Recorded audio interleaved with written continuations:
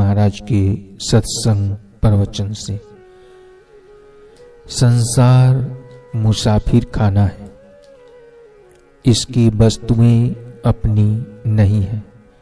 यह देह 5 तत्वों से बनी हुई है। यह है तो किराए की, परंतु जीव इसे अपनी देह समझ बैठा है। वास्तव में ना हम देह है और ना देह हमारी है।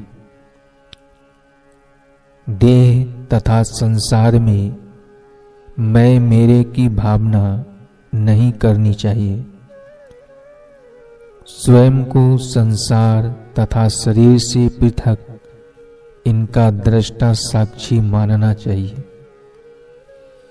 शरीर को अपने से पृथक जानोगे तो अखंड आनंद प्राप्त करोगे।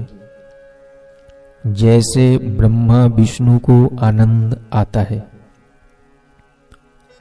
वैसे ही स्थिति हो जाएगी। भगवान को खूब याद करो। शब्द, स्पर्श, रूप, रस एवं गंध के आकर्षण से बचना चाहिए तथा यथासंभव मोह ममता रहित होकर संसार की वस्तुओं से काम लेना चाहिए। संसार को अनित्य जानकर उससे किनारा करते रहो। संसार एवं शरीर जड़ है, वे ना अपने को पहचान सकते हैं ना दूसरों को। आपका घर, दुकान, गाड़ी, कपड़े, गहने आपको नहीं पहचान सकते। जो भी उनका उपयोग करेगा वे उसी के हो जाएंगे।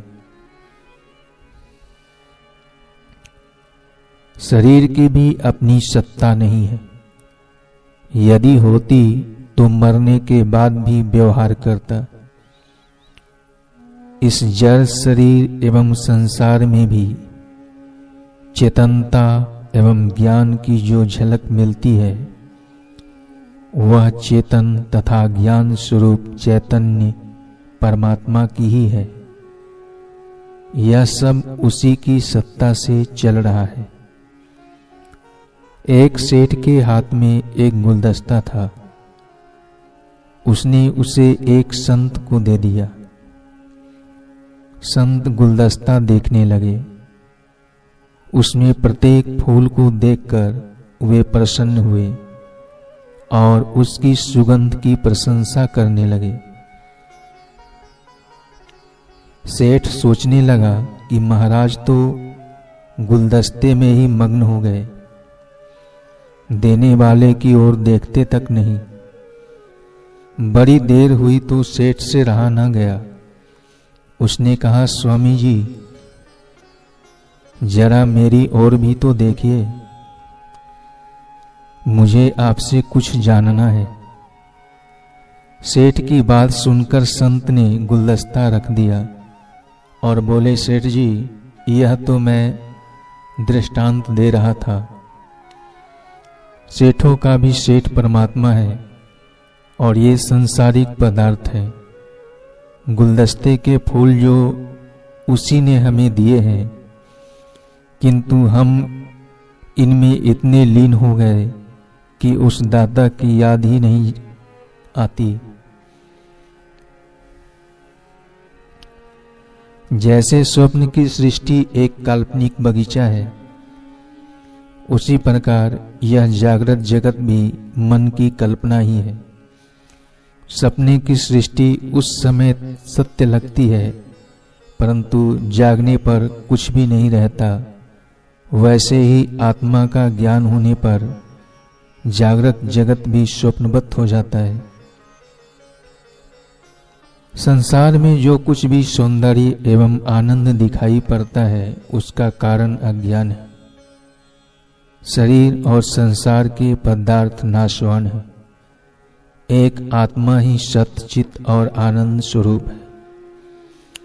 जब आप आम खाते हो तो आपको वह मीठा लगता है और समझते हो कि उस आनंद मिल रहा है, यह नासमझी है, अज्ञान है। आनंद आम से नहीं मिल रहा, अपितु आम खाते समय उसके स्वाद में मन स्थिर हो गया। चित्त वृत्तियां थोड़ी शांत अथवा कम हो गई, तभी वहां से आनंद मिला। अर्थात आनंद मिला मन के स्थिर होने से, परंतु यह स्थिरता क्षणिक है।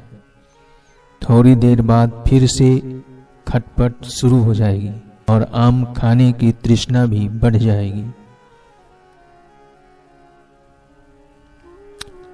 मन आपको आम का गुलाम बना देगा, किंतु जब आत्मरस मिलता है, भागवत भक्ति तथा भागवत ज्ञान का अखुट आनंद मिलता है, तब मन उसमें स्थिर ही नहीं अपितु लीन भी हो जाता है।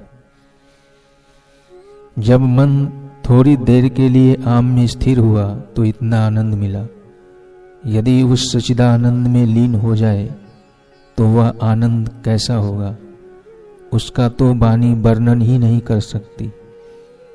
उसको हम पूरी तरह से शब्दों के द्वारा नहीं समझा सकते, उसको तो अनुभव के द्वारा ही जान सकते हैं, और उसका अनुभव होता है साधना, विवेक तथा वैराग्य द्वारा।